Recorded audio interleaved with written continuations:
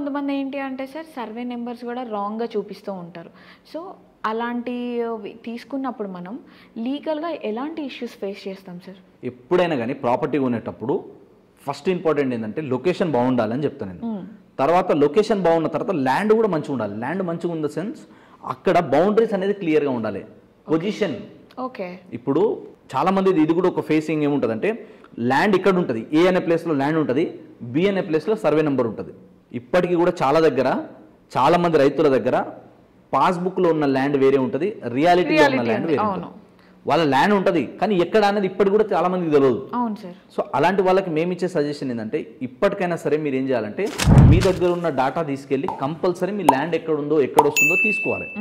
So దీంట్లో కూడా ఏంటంటే కొందరు ఆబ్జెక్షన్ చేస్తారు. ఓకే, మీ ల్యాండ్ సర్వే కోసం మా ల్యాండ్ అనేది ఎందుకు తీస్తారు, మా దాంట్లో ఎక్కువ ఉందా తక్కువ ఉందా ఇవన్నీ సర్వే చేయించాలి, వాళ్ళందరినీ పిలవాలి, నోటీసులు ఇవ్వాలంటే ఖర్చుతో కూడుకుంది. ఓకే. సో అందరు ఎఫర్ట్ చేయలేరు దాన్ని. సో ఆ విధంగా కూడా ఇప్పటికీ చాలా పడున్నాయి.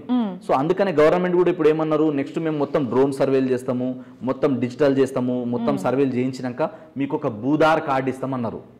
ఓకే. అంటే ఆధార్ కార్డు ఎట్లయితే మీకు ఉంటుందో మీ ల్యాండ్ కి సంబంధించిన ఒక కార్డు ఇస్తాం. భూమికి సంబంధించిన ఆధారాలు. ఓకే. ఆ ల్యాండ్ ఎక్కడ ఉంది, సర్వే నెంబర్ ఎక్కడ ఉంది, ఏ విలేజ్లో వస్తుంది, ఏ గ్రామ పంచాయతీకి వస్తుంది, ఏ మున్సిపాలిటీ లిమిట్లో ఉంది, ఇవన్నీ డీటెయిల్స్ అందులో అప్డేట్ చేస్తారు. ఇప్పుడు మనకు కొన్ని ఏంటంటే మనకి శాటిలైట్స్ త్రూ కావచ్చు, కొన్ని గూగుల్ మ్యాప్స్ త్రూ కావచ్చు, మనం కొన్ని లొకేషన్ పిన్ చేసుకొని కాపీ చేసుకొని కూడా కొన్ని యాప్స్ ఉన్నాయి మనకి. దాని త్రూ కూడా ఆ ఏరియాలో కరెక్ట్గా ఉందా లేదా పొజిషన్ అనేది చూసుకోవాలి. ఆ పొజిషన్ అనేది ప్రాపర్గా లేకపోతే సర్వే నెంబర్ ఏ అనేది బి అనేది ఏ దగ్గర ఉంటే 1 2 2 3 1 ఈ మిక్సింగ్ అయినప్పుడు కొంచెం ఛాలెంజెస్ వస్తాయి. అందుకే హద్దులు సర్వే నెంబర్ ప్రాపర్గా చూసుకోవాలి. ఒక్కొక్కసారి సర్వే నెంబర్ అక్కడ ఉంటుంది కానీ ల్యాండ్ ఇక్కడ ఉంటుంది. సో అట్లే మనం ఉన్నప్పుడు కూడా ఏంటంటే ఒకవేళ అన్నదమ్ములే ఉన్నారనుకోండి, అప్పుడు ఏం చేయొచ్చు అంటే ఏ సర్వే నెంబర్లో ఎవరెవరు పోతున్నారు అని చెప్పేసి దీనికి సంబంధించి వాళ్ళు ఒక బౌండరీ గీసుకొని ఏదైతే మనకి అఫీషియల్గా ఎవరైతే ఉన్నారో సర్వే వాళ్ళ త్రూ సర్వే చేయించి దాన్ని ఒక పొజిషన్లో మార్చుకొని ఆ పార్టీషన్ చేసుకోవాలి దేనిది దాన్ని. ఓకే.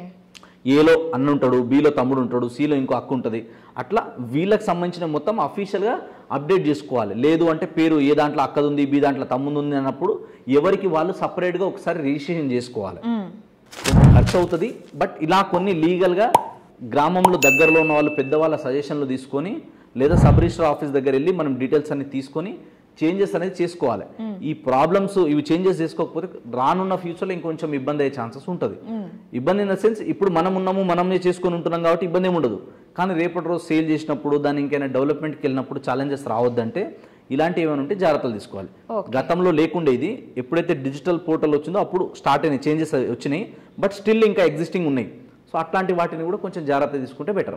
సో ఇప్పుడు ఏంటి అంటే సార్ ల్యాండ్ డాక్యుమెంట్స్ని ఫోర్జరీ చేస్తూ ఉంటారు. సో బయ్యర్స్ దాన్ని ఐడెంటిఫై చేసేలోపు జరగాల్సిందంతా జరిగిపోద్ది. సో వాళ్ళకి లీగల్గా ఎలాంటి సపోర్ట్ ఉంటుంది సార్? ఎప్పుడైనా మనం ప్రాపర్టీ కొనేటప్పుడు ఏం చేయాలంటే మనం ప్రాపర్టీ కొంటున్నామంటే దానికి సంబంధించిన డీటెయిల్స్ అనేది తీసుకోవాలి ఫస్ట్. ఓకే. సో చాలా మంది ఏం చేస్తారంటే అడ్వాన్స్ ఇవ్వకముందు ఇయ్యరు. జనరల్గా అది న్యాచురల్గా ఈవెన్ దో మేము కూడా కొన్నిసార్లు అట్లనే ఇస్తాం. ఎందుకంటే మీరు జెన్యూన్ కస్టమరా కాదా, ఆయన కొంటడా లేదా మనకు తెలియదు. ఇంకోటి ఏంటంటే మీరు అన్నట్టుగా కొందరు ఇన్ఫర్మేషన్ తీసుకోవడానికి కూడా చేస్తూ ఉంటారు. అందుకని కొందరు ఏం చేస్తారంటే మినిమం అమౌంట్ ఉంటుంది. ఫర్ ఎగ్జాంపుల్ బుకింగ్ అమౌంట్ కావచ్చు, లేదా బయానా టోకెన్ అమౌంట్ అంటారు దీన్ని. ఫర్ ఎగ్జాంపుల్ ప్రాపర్టీ వాల్యూ ₹1,00,000 ఉందనుకోండి, వాళ్ళు 10 లక్షలు ఇస్తే మీకు డాక్యుమెంట్స్ అన్ని ఇస్తామంటారు. లేదా ఒక 1 lakh ఇచ్చిన డాక్యుమెంట్స్ అన్ని మీకు ప్రొవైడ్ చేస్తారు. ఆ డాక్యుమెంట్స్ అన్ని మీకు ఇచ్చినప్పుడు మీరు లీగల్ వెరిఫికేషన్ చేసుకోవచ్చు. ఫర్ ఎగ్జాంపుల్ ఈసీ ఉందా క్లియర్గా చెక్ చేసుకోవాలి, ఎన్ని చేతులు మారొచ్చింది, ప్రజెంట్ ఎవరు ఓనర్ ఉన్నారు, దీని తర్వాత లింక్ డాక్యుమెంట్స్ అన్ని ఎన్ని సంవత్సరాల పాతవి ఉన్నాయి, పట్టాలు పహానీలు ఆర్వార్ ఇవన్నీ క్లియర్ ఉన్నాయా లేదా, 1B అనేది క్లియర్గా ఉందా లేదా, ఇవన్నీ చెక్ చేసుకోవాలి మనం. దీని తర్వాత వచ్చేసి ఏంటంటే దీని మీద ఏమైనా లోన్లు ఉన్నాయా, దీని మీద ఏమైనా రిస్ట్రిక్షన్స్ ఉన్నాయా, ఏమైనా ప్రొహిబిటెడ్ ల్యాండా, అన్నదమ్ములు ఎవరైనా ఉన్నారా, ఈయన అందరికి తెలిసి అమ్ముతున్నాడా, ఎవరు తెలియకుండా అమ్ముతున్నాడా, ఇవన్నీ కూడా చెక్ చేసుకోవాలి ఒకసారి. అండ్ మనం కొనే ముందు ఏం చేయాలంటే ఒకవేళ ఈ కొంచెం ఎక్కువ మంది ఉన్నారు, రేపటి రోజు ఏమైనా మనకి ఇబ్బంది అవుతుందేమో ప్రాబ్లం అవుతుందేమో అనుకుంటే ఇప్పుడు సుప్రీంకోర్టు కూడా కొత్తగా తీసుకొచ్చింది ఏంటంటే వాళ్ళ ఫ్యామిలీ మెంబర్స్ నుంచి నో అబ్జెక్షన్ సర్టిఫికేట్ తీసుకోవాలి. అంటే మేము ఇష్టపూర్వకంగానే అమ్ముతున్నాము, మాకు ఎలాంటి ఇబ్బంది లేదు అని. సబ్ రిజిస్టర్ ఆఫీస్లో కూడా చాలా మంది అడుగుతారు, మీకు ఇష్టం ఉండే అమ్ముతున్నారా, మీరు కొన్నారా, మీకు డబ్బులు వచ్చినాయా, మీరు బౌండరీ చూసుకున్నారా, మీరు ల్యాండ్ వెళ్ళి చూసుకున్నారా, మీరు డాక్యుమెంట్స్ అన్ని చెక్ చేసుకున్నారా అని కూడా వాళ్ళు అడుగుతారు. సో మనం కూడా అవన్నీ ముందే చెక్ చేసుకోవాలి. అవన్నీ ముందే చెక్ చేసుకుంటే ప్రాబ్లమ్స్ అనేది రావు. కానీ ప్రాబ్లమ్స్ ఎప్పుడు వస్తాయంటే మనం చెక్ చేసుకోకుండా బ్లైండ్గా వెళ్ళినప్పుడు ఏదో ఆఫర్లను చూసో మనకి ఏదో తక్కువలో వస్తుందని టెంప్ట్ అయినప్పుడు ఇట్లాంటి ఛాన్సెస్ ఉంటాయి. కాబట్టి కొంచెం జాగ్రత్తలు వహించాలి. ఇవి అందరు చేయట్లేదు, కొందరు ఇప్పటికి కూడా. ఎందుకంటే ఇప్పుడు లక్షలు కోట్లు పెట్టినప్పుడు జనాలకు అవేర్నెస్ వచ్చింది, ఎంతకైనా మంచిదిరా బాబు, ఎందుకు పోతే పోయింది, ఓ 5,000 10,000 ఇచ్చి మనం దీన్ని లీగల్ వెరిఫికేషన్ చేసుకుందాం, చెక్ చేసుకుందాం డాక్యుమెంట్స్ అనేటట్టు కూడా ఉన్నారు. సార్ ఈ ఎఫ్టిఎల్ అంటే ఏంటి సార్? అది ఎఫ్టిఎల్ ఓకే, ఒక చెరువు ఉందనుకోండి, ఫర్ ఎగ్జాంపుల్ చెరువు కానీ ఒక నాలా కానీ ఒక కాలువ కానీ, దానికి ఒక లిమిట్ ఉంటుంది. ఓకే, ఇప్పుడు ఫర్ ఎగ్జాంపుల్ ఇది 10 ఎకరాల చెరువు. ఈ 10 ఎకరాలలో ఈ చెరువు ఉంది, ఇక్కడ బాగా నీళ్ళు వచ్చి వర్షం వచ్చినా కూడా ఇది ఎక్కడ వరకు మునగగలుగుతుంది, ఎక్కడ వరకు వస్తుంది, ఇది ఉంది కదా, ఇంత ఏరియా ఉండదు, దాని సరౌండింగ్ కొంచెం ఏరియా ఉంటుంది, ఇంకొంచెం ఎంతవరకు ఉండొచ్చు, నిండొచ్చు, ఈ ఏరియా అంతా కూడా ఎఫ్టిఎల్, ఫుల్ ట్యాంక్ లెవెల్ అంటారు దీన్ని. ఓకే, ఈ ఫుల్ ట్యాంక్ లెవెల్ వరకు అంతా కూడా ఈ చెరువు కిందికి వస్తుంది. ఈ చెరువుది ఫుల్ ట్యాంక్ అయిపోగానే ఇమ్మీడియట్గా కట్టుకోవడానికి ఉండదు, మళ్ళీ దీని నుంచి మళ్ళీ మినిమం డిస్టెన్స్ ఉంటుంది. అది 9 feet కావచ్చు, 30 meters కావచ్చు, 100 meter కావచ్చు, 300 meter, డిపెండ్స్ అపాన్ ఆ చెరువు ఎంత పెద్దగా ఉంది, దాని సరౌండింగ్ గవర్నమెంట్ రెస్ట్రిక్షన్స్ ఉంటాయి. ఈ ఏరియా అంతా కూడా మనకి ఎఫ్టిఎల్లో ఉంది. దీని తర్వాత ఇదంతా కూడా నెక్స్ట్ బఫర్ జోన్, అంటే ఇక్కడ నుంచి ఇక్కడ దాకా మీరు కన్స్ట్రక్షన్ చేయొద్దు, ఇక్కడ ఏం డెవలప్మెంట్ చేయొద్దు అని రూల్స్ ఉంటాయి. ఆ ఏరియా వరకు అంతా కూడా మనకి ఏమొస్తుంది, బఫర్ జోన్ కిందకి వస్తుంది. ఆ బఫర్ జోన్ దాటిన తర్వాత ఎక్కడైతే మనకి క్లియర్ ఉంటుందో అక్కడ నుంచి కొనాలి. సో ఎప్పుడు కూడా బఫర్ జోన్లో కానీ, ఎఫ్టిఎల్ దగ్గరలో కానీ, లేదా పెద్ద పెద్ద డంపింగ్ యార్డ్స్ దగ్గర కానీ, పవర్ సప్లై స్టేషన్ల దగ్గర కానీ, వాటి నుంచి కొంచెం డిస్టెన్స్ ఉండాలి. చెరువులు కానీ, నాలాలు కానీ, కట్టలు కానీ, వాటి నుంచి ఎప్పుడు డిస్టెన్స్ ఉండాలి. కొన్ని చోట్ల మనం చూస్తాం, పెద్ద కాలువ, పెద్ద చెరువు ఉంటుంది, ఆడ కట్ట కట్టేసి ఉంటారు, ఇమ్మీడియట్గా దాని అవతలనే కట్టేసి ఉంటారు ఇల్లులు. వరదలు వచ్చినప్పుడు ఎఫెక్ట్ అవుతుంది. కమ్యూనిటీస్ కూడా బిల్డ్ చేస్తూ ఉంటారు, చాలా ఉంటాయి అట్లా. కాబట్టి అట్లాంటి వాటిలో మనం జాగ్రత్త చూసుకోవాలి. అందుకే ఇంతకుముందు లేక్ వ్యూ అంటే ఒక చాలా ఇంట్రెస్ట్ చూపిస్తుంది జనాలు, ఇప్పుడు లేక్ వ్యూ అనగానే భయపడతారు జనాలు. సో ఎవరు కూడా ఇప్పుడు లేక్ వ్యూ అనే పేరే పెట్టట్లేదు. కాబట్టి ఈ జాగ్రత్తలు మనం వహించాలి. సో ఇవన్నీ జాగ్రత్తలు తెలుసుకున్నాకనే మనం ఇన్వెస్ట్మెంట్ చేయాలి. లేకపోతే ఎఫ్టిఎల్ కానీ బఫర్ జోన్ లో ఉంటే, ఇప్పుడు హైడ్రా వచ్చింది, రేపు ఇంకోటి వస్తుంది, ఆ తర్వాత ఇంకోటి వస్తుంది. సో అల్టిమేట్ గా ఎఫెక్ట్ ఎవరికి పడుతుంది, కొన్న కస్టమర్కే పడుతుంది. సో ఆ కస్టమరే కొంచెం జాగ్రత్తలు వహించి వీటికి కొంచెం దూరమే ఉండాలి. మరి చెరువుల దగ్గర వాటికి దగ్గర ఉండొద్దు, ఫ్యూచర్లో ఇబ్బందులు అవుతాయి. ఇంకోటి నేనేం చెప్తా అంటే, కొంచెం హైట్లో ఉండేటట్టే చూసుకోండి. ల్యాండ్ కొంచెం హైట్లోనే ఉండాలి, నీళ్ళు వచ్చి స్టోర్ అవ్వద్దు, ఒకవేళ నీళ్ళు వచ్చినా కూడా ఫ్లోటింగ్ ఆగొద్దు. ఫ్లోటింగ్ అనేది పోతూనే ఉండాలి. ఆ ఫ్లోటింగ్ పోకుండా ఉంటే ఇబ్బంది అవుతుంది. ఇప్పుడు హైదరాబాద్లో కూడా చాలా మందికి ఇదే ప్రాబ్లం వస్తుంది. అందుకే ఎక్కడైనా కానీ నీళ్ళు వస్తే ఫ్లోటింగ్ అనేది స్మూత్గా జరిగేటట్టు ఉంటే మీకు ఫ్యూచర్లో సేఫ్ ఉంటుంది. లేకపోతే ఏంటంటే ఇవాళ హైదరాబాద్ వచ్చినట్టు ఇవాళ ఎట్లయితే చాలా ఇల్లులు మనం చూస్తున్నాం, అట్లా మునిగే ఛాన్స్, రకరకాల రూల్స్ అండ్ రెగ్యులేషన్స్ వచ్చి.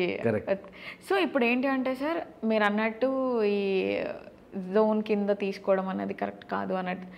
ఎట్ ద సేమ్ టైం కొంతమంది ఈ హై టెన్షన్ వైర్స్ ఉంటాయి, దాని కింద ఉన్న ల్యాండ్ని మొత్తం యూజ్ చేయడానికి ఉండదు అని గవర్నమెంట్ చెప్పినా సరే, అదేముందండి ఏం కాదు అన్నట్లు అమ్మేస్తూ ఉంటారు. అసలు అలా తీసుకోవడం మంచిది అంటారా, వీళ్ళు అమ్మడం కూడా కరెక్ట్ అంటారా? ఇక్కడ ఒక పాయింట్ గుర్తుపెట్టుకోవాలి అందరూ, మీ ప్లాట్ కానీ ల్యాండ్ కానీ ఇప్పుడు నార్మల్గా ఇంటికి సప్లై చేసే పవర్స్ ఉంటాయి కదా, ఆ లైన్ చాలా తక్కువ ఉంటుంది, దాంట్లో కేవీ తక్కువ ఉంటుంది, ఆ ఎనర్జీ అనేది చాలా తక్కువ ఉంటుంది. అది అడ్డదొడ్డంగా ఎట్లా ఉన్నా కూడా తీసేస్తారు. తీయొచ్చు దాన్ని. ఎట్లా తీయొచ్చు అంటే, ఏవైతే లోన్ అంటే రోడ్డుకి లైన్స్ ఉంటాయో, ఏది ఎక్కడి నుంచి ఎక్కడ దాకా సప్లై అవ్వడానికి ఛాన్సెస్ ఉన్నాయో, ఇది ఇట్లా మ్యాచ్ చేస్తే అవుతుంది అన్నప్పుడు గవర్నమెంట్కి కొంచెం చలానా కడితే ఎలక్ట్రిసిటీ డిపార్ట్మెంట్ వాళ్ళు చేంజ్ చేస్తారు. చిన్న వైర్స్ అయితే, చిన్న చిన్న స్తంభాలు, ఇప్పుడు మనం సిటీ అవుట్స్కట్లో వెళ్ళి ప్లాట్లు కానీ ల్యాండ్లు కొనేటప్పుడు రైతుల పొలం దాకా ఓనికి ఆయనకి కరెంట్ అక్కడ లేకపోతే ఇష్టం వచ్చినట్టు వేసేసి ఉంటారు. కొన్నిసార్లు తెలిసి తెలవక ఏదో వేసి ఉంటారు. అది వేసి ఉన్నప్పుడు ఇది నా పొలంలోకి పోయింది, నాకు ఇబ్బంది అవుతుంది అన్నప్పుడు మీకేం గవర్నమెంట్ నుంచి కాంపెన్సేషన్ ఇయ్యరు. ఇప్పుడు ఏం కాలేదు కాబట్టి వాడుతున్నామా, రేపు అవసరం వచ్చినప్పుడు తీసేద్దాం అన్నట్టు ఉంటుంది వాళ్ళది. సో అప్పుడు ఏం చేస్తారు, వాళ్ళకి మనం చలానా అమౌంట్ ఏదైతే కడితే, లేదా ఏదైనా డెవలప్మెంట్ అయినప్పుడు ఆ లైన్ ఏదైనా మ్యాచ్ అయితే దాంట్లో కలిపేస్తారు, దాన్ని మన ల్యాండ్లోకి తీసేస్తారు. చిన్నదైతే, అదే పెద్ద పెద్ద హై టెన్షన్ వైర్స్ ఉన్నాయంటే తీయరు. మరి దాని కింద ఉన్న ల్యాండ్ కూడా అఫీషియల్ గా వాళ్ళు చెప్తారు మనకి, దాని కిందనే చూస్తారు అందరు. కిందనే కాదు, కింద తర్వాత అవతల 30 feet 33 feet ఖచ్చితంగా బఫర్ జోన్. అది అమ్మొద్దు, అది కేవీస్ ఎక్కువ ఉంటే, పవర్ ఎక్కువ ఉంటే కూడా మీకు జుర్రు జుర్రు జుర్రు జుర్రు అని సౌండ్ వస్తుంది. సో అందుకని దాని నుంచి కొంచెం డిస్టెన్స్ ఉండాలి. మీరు ఇల్లు కొన్నా ప్లాట్ కొన్నా కొంచెం డిస్టెన్స్ ఉండాలి. మీరు అన్నట్టుగా నేను కూడా చాలా చూసిన, ఎగ్జాక్ట్ దాని కిందనే రేకుల రూమ్ వేసి ఉంటుంది. ఇంకొకటి అబ్జర్వ్ చేయాలి ఏంటంటే, దాని కింద చాలా వరకు ఏం చేస్తారంటే గ్రీనరీ ప్లాంట్స్ వేస్తారు. ఈవెన్ ఇప్పుడు 100 feet రోడ్ వెళ్ళండి మీరు, మొత్తం పెద్ద పెద్ద హైటెన్షన్ వైర్స్ ఉంటాయి, కింద మొత్తం గ్రీనరీ ఉంటుంది, అవునా కదా. సో అట్లా మెయింటైన్ చేయొచ్చు తప్ప దాని కింద కట్టుకోవద్దు. కట్టుకుంటే ఎప్పటికైనా మనకే ప్రాబ్లం, ఆ రేడియేషన్ ప్రాబ్లం వస్తుంది, ఆ కొంచెం వేరే ఉంటుంది అది కంప్లీట్లీ. సో ఇప్పుడు ఇంకొకటి ఏంటి అంటే సార్, గవర్నమెంట్ కొంతమంది ఎంప్లాయీస్కి కానివ్వండి కొన్ని ల్యాండ్స్ అలాట్ చేస్తూ ఉంటారు. సో వాళ్ళకి ఈ టైం తర్వాత సేల్ చేసుకోవచ్చు అన్నట్లుంటుంది. సర్టన్ టైం లైక్ 5 years తర్వాత కానీ 10 years తర్వాత కాదని చెప్పి వాళ్ళకి ఒక డెడ్ లైన్ అనేది ఉంటుంది.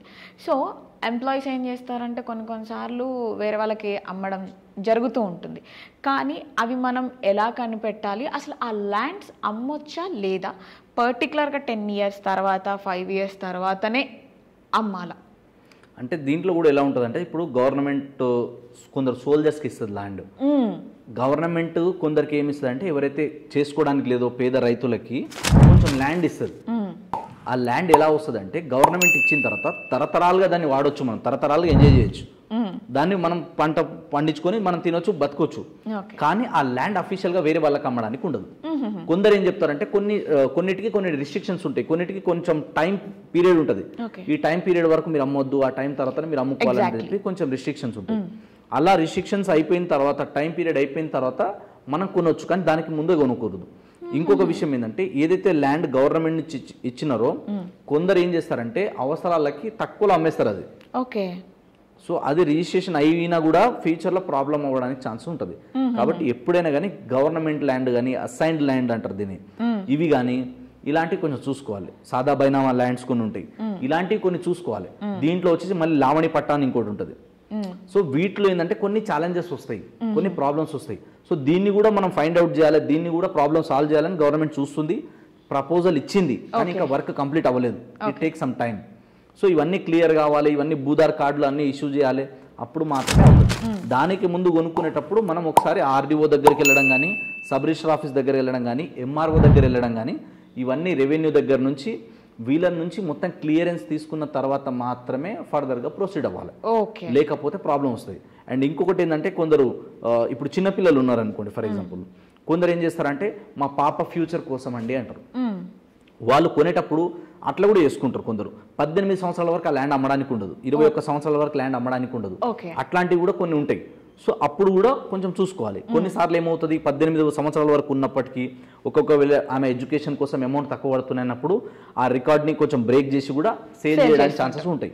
సో ఇవన్నీ కూడా ఒకసారి మనం వెరిఫికేషన్ చేసుకుంటే క్లారిటీ వస్తుంది. సో ఇప్పుడు ఆ ఎంప్లాయీస్కి అలాట్ చేసిన ల్యాండ్స్ ఏవైతే ఉన్నాయో అవి 10 years బిఫోర్ అమ్మితే ఇవి గవర్నమెంట్ ల్యాండ్ అట్లా ఏమన్నా డాక్యుమెంట్స్లో ఉంటుందా సార్? డిఫరెన్స్ ఉంటుంది మేడం, దాంట్లో కూడా చాలా ఉంటుంది, పెద్ద సబ్జెక్ట్ ఇది.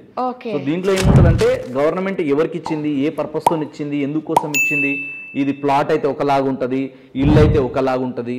సో దాని డిఫరెన్స్ ఉంటుంది అనమాట. సో ఇది పెద్ద సబ్జెక్ట్ ఇది. సో అది నెక్స్ట్ వీడియోలో చూడాలి, మనం ఒకసారి డీటెయిల్గా మాట్లాడదాం దీని గురించి. సో దీంట్లో ఎలా ఉంటాయి, ఎలాంటి ఛాలెంజెస్ వస్తాయి అన్నది ఇది కొంచెం డీటెయిల్గా మాట్లాడితేనే బాగుంటుంది, సగం సగం చెప్తే. Sure sir.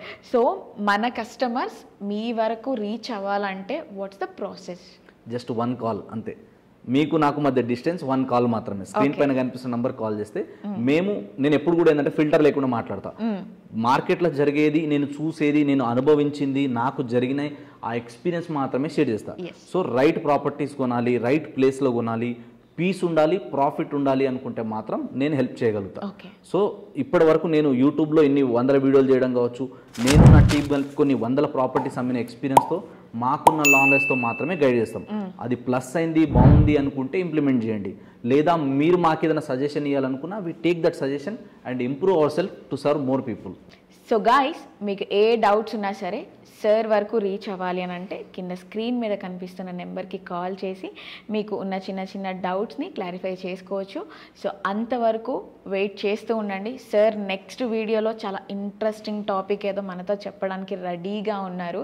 సో ఆ వీడియోతో మళ్ళీ నేను మీ ముందుకు వచ్చేస్తాను. అంతవరకు సోషల్ పోస్ట్ రియల్ ఎస్టేట్ని లైక్ చేయండి, షేర్ చేయండి, సబ్స్క్రైబ్ చేయండి. This is Vasavi Acharya signing off. Thank you so much, sir. Thank you, madam. Yeah. Thanks.